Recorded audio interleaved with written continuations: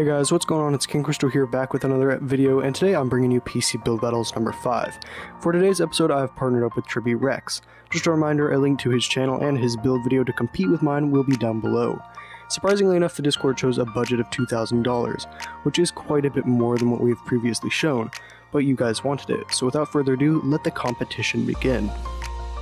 For the processor, I went with none other than the Ryzen 7 2700X. This is the highest end Ryzen processor currently out and costs $320. The CPU is packed with features and has upgradability until 2020. It's an 8-core 16-thread processor clocked at 3.4 GHz, but to make it even better, it can automatically boost itself up to 4.3 GHz. Due to the 8 cores and 16 threads, it beats Intel's i7-8700K in most, if not all, multi-threaded workloads, and due to second-generation architecture improvements such as being on the 12nm process, it's managing to catch up with the 8700K games. The CPU also comes with the Wraith Prism stock CPU cooler, but due to that massive 105W TDP, I decided to bring in something a little bit more suiting. The Corsair H150i Pro RGB is hands down the best solution for $160. This is an all-in-one liquid cooler consisting of a 360mm radiator and the latest Asetek pump. It's loaded with cool features such as the magnetic levitation fans, as well as having that good RGB everybody seems to like. Needless to say, it'll even cool such a powerful chip like the 2700X extremely easily. For the motherboard, I went with the Gigabyte X470 Gaming 5 Wi-Fi. It takes $175 to acquire, and the X470 chipset means we aren't going to have to worry about doing some pesky BIOS update in order to get the system running. Needless to say, it'll do everything we need. It has good I/O, reliable power lead delivery system, good VRMs, and comes with AC Wi-Fi included. The memory I chose was none other than G.Skill Trident C, a 16GB kit that runs you $159.99. This kit is dual channel and runs at a high speed of 3200 MHz, which greatly benefits Ryzen. Also, Trident Z memory has been famed for its great aesthetics, as well as using one of the best dies to work with Ryzen.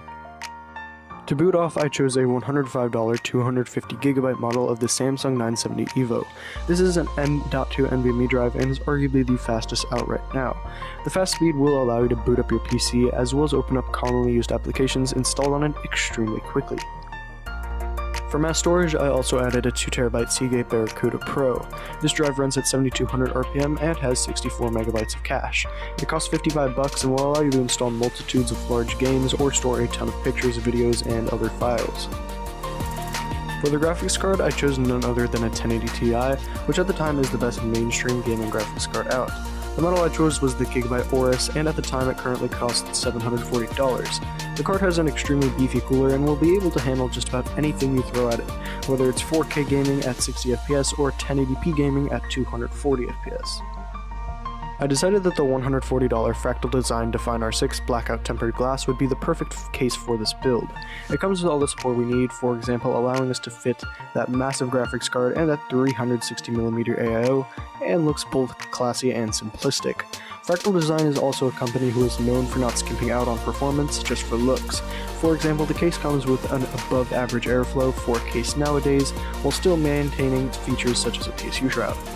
Finally, I added the Seasonic Focus Plus Platinum 850W power supply for $120. Now note, our system is not going to use anywhere close to 850 watts.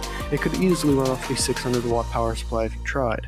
However, the 850 watts this power supply will have will allow for future upgradability, as well as being at the peak of its 80 plus platinum efficiency curve.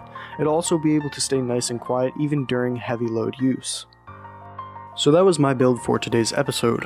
I hope that you enjoyed the video and maybe even learned a thing or two. I want to remind everyone that the link to Trippy Rex's build video will be down below, as well as the link to his channel in general. Also remember that the link to ChristoCord, the official King Christo Tech Discord server, will be down below. It is the best way to get active in the community, and we're currently trying to hit 400 members. Remember to comment, like, and even consider subscribing. Without further ado, this is King Christo signing off, and peace out.